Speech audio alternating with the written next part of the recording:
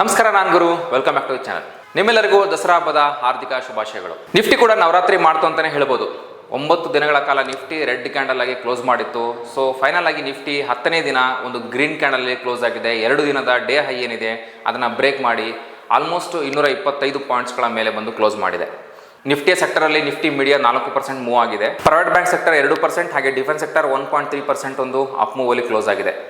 So ಬನ್ನಿ ನಾವು ನಿಫ್ಟಿಯ ಟಾಪ್ ಗೇನರ್ ಟಾಪ್ ಲೂಸರ್ಸ್ ನೋಡ್ಕೊಂಡು ನಿಫ್ಟಿಯ ಚಾರ್ಟ್ ಬಗ್ಗೆ ಡಿಸ್ಕಸ್ ಮಾಡೋಣ. ಟಾಪ್ ಗೇನರ್ಲಿ ಇವತ್ತು Tata Motors, Shriram Finance, Kotak Bank, Trent, Adani Enterprises ಇದೆ.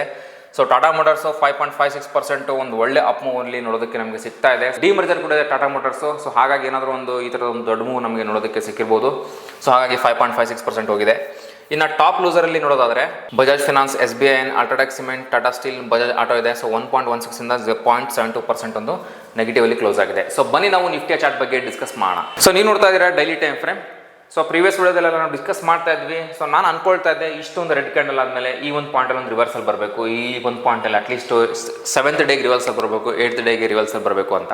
ಸೊ ಫೈನಲ್ ಆಗಿ 10ನೇ ದಿನಕ್ಕೆ ನಿಫ್ಟಿಲಿ ಒಂದು ನಮಗೆ ರಿವರ್ಸಲ್ ಕಾಣಿದೆ. ಸೊ ಆಲ್ಮೋಸ್ಟ್ 225 ಪಾಯಿಂಟ್ಸ್ ಒಂದು ಮೇಲ್ಗಡೆ ಬಂದು ಕ್ಲೋಸ್ ಮಾಡಿರೋವಂಥದ್ದು. ಸೊ 2 ದಿನದ ಹೈ ಏನಿದೆ ಆ ಹೈನು ಸಹಿತ ನಿಫ್ಟಿ ಇಲ್ಲಿ ಬ್ರೇಕ್ ಮಾಡಿ ಕ್ಲೋಸ್ ಮಾಡಿರೋವಂಥದ್ದು. ಇದು ಒಂದು ಒಳ್ಳೆ ಪಾಯಿಂಟ್ ಅಂತಲೇ ಹೇಳ್ಬೋದು. ಬಟ್ ಇಲ್ಲಿಂದ ನಾವೀಗ ನೋಡೋದಾದರೆ ಈ ಒಂದು ಹೈ ಏನಿದೆ 24,800 ಒಂದು ಒಳ್ಳೆ ರೆಸಿಸ್ಟೆನ್ಸ್ ಆಗಿ ಕೆಲಸ ಮಾಡ್ತಾ ಇತ್ತು. ಸೊ ಈ ರೆಸಿಸ್ಟೆನ್ಸ್ ಮೇಲೇ ಈಗ ನಿಫ್ಟಿ ಇದ್ರೆ ತುಂಬ ಒಳ್ಳೆಯದು. ಸೊ ಇನ್ನು ನೆಕ್ಸ್ಟ್ ನಾವು ರೆಸಿಸ್ಟೆನ್ಸ್ ಅಂತ ನೋಡೋದಾದ್ರೆ 24,880 ನಮಗೊಂದು ರೆಸಿಸ್ಟೆನ್ಸ್ ಆಗುತ್ತೆ. ಈ ಒಂದು ಪಾಯಿಂಟ್ ನಮಗೆ ಕ್ರಾಸ್ ಆದರೆ ಫರ್ ಅದರ್ ಅಪ್ಸೈಡ್ ಟಾರ್ಗೆಟ್ ನಾವು ನೋಡ್ಬೋದು 24,950ವರೆಗೂ ನಾವು ನೋಡ್ಬೋದು. ಸೊ 25,000 ಈ ಒಂದು ಲೆವೆಲ್ ನಮಗೊಂದು ರೆಸಿಸ್ಟೆನ್ಸ್ ಪಾಯಿಂಟ್ ಸಿಗೋಂಥ ಚಾನ್ಸಸ್ ಇರುತ್ತೆ. ಯಾಕಂದರೆ ರೌಂಡ್ ಲೆವೆಲ್ ಒಂದು ಒಳ್ಳೆ ನೆಗೆಟಿವ್ ಕ್ಯಾಂಡಲ್ ಮಾಡಿ ಇಲ್ಲಿ ಕ್ಲೋಸ್ ಆಗಿರೋದ್ರಿಂದ ಇಲ್ಲಿ ಬರ್ತಿದ್ದಾಗ ಒಂದು ಸ್ವಲ್ಪ ರೆಸಿಸ್ಟೆನ್ಸ್ನ ನಾವು ಫೇಸ್ ಮಾಡೋದಕ್ಕೆ ಸಿಗುತ್ತೆ. ಸೊ ನಾವು ಕೆಳಗಡೆ ನೋಡೋದಾದ್ರೆ 24,750 ಹಾಗೆ 24,680 ಇದೆ. ಸೊ ಈ ಒಂದು ಝೋನ್ ನಮಗೆ ಕೆಳಗಡೆ ಸಪೋರ್ಟ್ ಆಗಿ ಸಿಗೋದಿದೆ.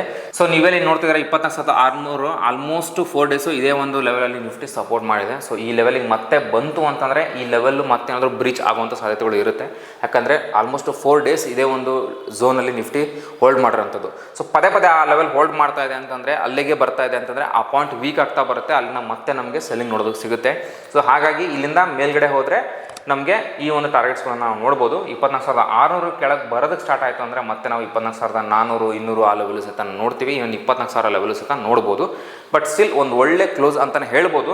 ಬಟ್ ಇದನ್ನು ನಾವು ಅಷ್ಟು ಪಾಸಿಟಿವ್ ಆಗಿ ತೊಗೊಳೋದಕ್ಕೆ ಹೋಗಬಾರ್ದು. ಏನು ರೀಸನ್ನು ಅಂತಂದರೆ ಈ ಥರದ ಒಂದು ಕಂಟಿನ್ಯೂಸ್ ನೆಗೆಟಿವ್ ಬಂತು ಅಂತಂದಾಗ ಈ ಥರದ ಒಂದು ಪುಲ್ ಬ್ಯಾಕ್ ಬರೋದು ಕಾಮನ್ನು.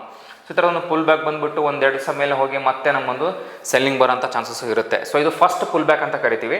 ಸೊ ಸೆಕೆಂಡ್ ಪುಲ್ ಬ್ಯಾಕ್ ಯಾವ ಥರ ಆಗುತ್ತೆ ಅಂದರೆ ಈ ಥರ ಬಂದು ಸೊ ಈಗ ಮೇಲೆ ಹೋಗಿ ಮತ್ತೆ ಒಂದು ಕೆಳಗಡೆ ಬಂದಾಗ ಈ ಥರದ ಒಂದು ಪುಲ್ ಬ್ಯಾಕ್ ಬಂದಾಗ ಸೊ ವಿ ಕ್ಯಾನ್ ಎಕ್ಸ್ಪೆಕ್ಟ್ ಒಂದು W ಥರ ಪ್ಯಾಟರ್ನ್ ಆಗುತ್ತೆ, ಮೇಲ್ಗಡೆ ಹೋಗುತ್ತೆ ಅಂತ ಎಕ್ಸ್ಪೆಕ್ಟ್ ಮಾಡ್ಬೋದು.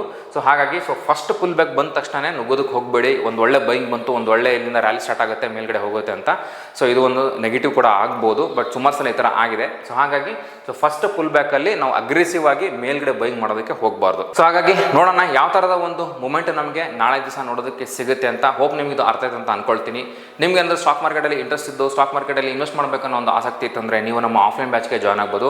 ಹಾಗೆ ನಿಮ್ಗೆ ಏನಾದರೂ ಡೌಟ್ಸ್ ಮತ್ತು ಎಂಕ್ವೈರೀಸ್ಗಳಿತ್ತು ಅಂದರೆ ನೀವು ನೇರವಾಗಿ ನಮ್ಮ ಆಫೀಸ್ಗೆ ವಿಸಿಟ್ ಮಾಡ್ಬೋದು. ನಮ್ಮ ಆಫೀಸ್ ರಾಜಾಜಿನಗರಲ್ಲಿ ಲೊಕೇಟ್ ಆಗಿದೆ. ನಾನು ಸಿಗ್ತೀನಿ ಮುಂದಿನ ವಿಡಿಯೋದಲ್ಲಿ.